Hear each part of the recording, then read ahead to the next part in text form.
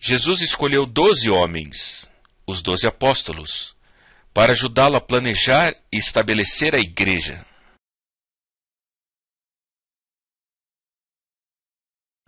Jesus disse aos apóstolos: "O tempo é chegado", dizia ele. "O reino de Deus está próximo." Evangelho de Marcos, capítulo 1 e verso 15.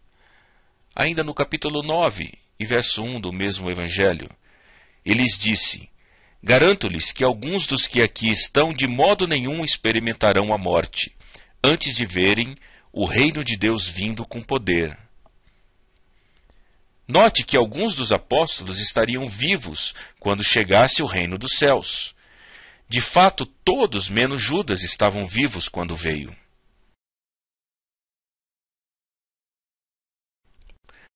Um pouco antes da sua morte, Jesus perguntou aos seus discípulos: "E vocês?", perguntou ele, "quem vocês dizem que eu sou?" Simão Pedro respondeu: "Tu és o Cristo, o Filho do Deus vivo." Respondeu Jesus: "Feliz é você, Simão, filho de Jonas, porque isto não lhe foi revelado por carne ou sangue, mas por meu Pai que está nos céus. E eu lhe digo que você é Pedro, e sobre esta pedra edificarei a minha igreja, e as portas do Hades não poderão vencê-la. Eu lhe darei as chaves do reino dos céus." Mateus capítulo 16, verso 15 a 19.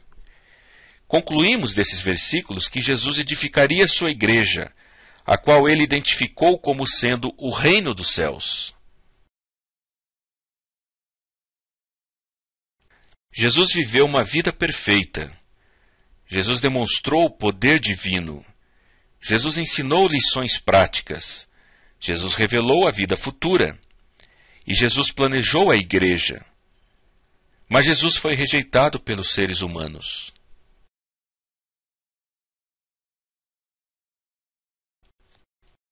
Os homens rejeitaram Jesus. Havia um grupo, como os dos apóstolos, que não o rejeitou, mas muitos dos líderes religiosos queriam sua morte. A morte de Jesus foi planejada deliberadamente. O plano era pagar um de seus seguidores para traí-lo e assim prendê-lo. As autoridades tinham medo de prender Jesus durante o dia perante o público, pois o povo gostava dele.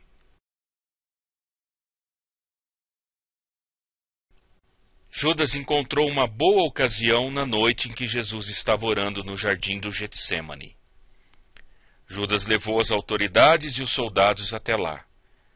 Chegando, beijou Jesus no rosto para identificá-lo. Judas recebeu 30 moedas de prata pela traição. Jesus deixou o palácio de Pilatos em direção à cruz.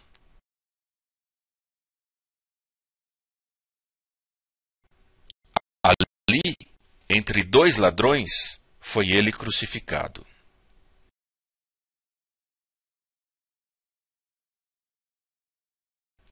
A morte de Jesus foi por crucificação.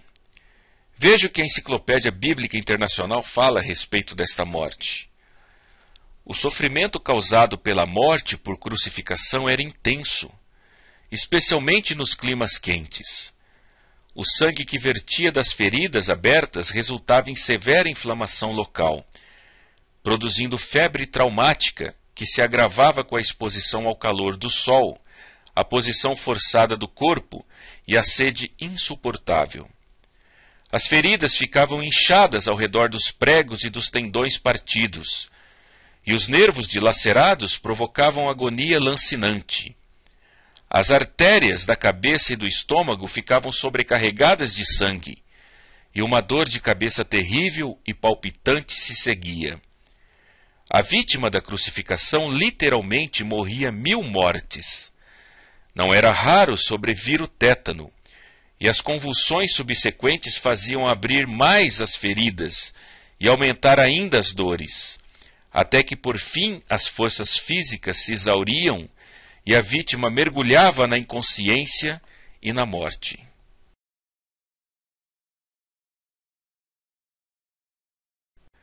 Por que Jesus morreu? Eis Eis a pergunta-chave em nosso estudo sobre Jesus.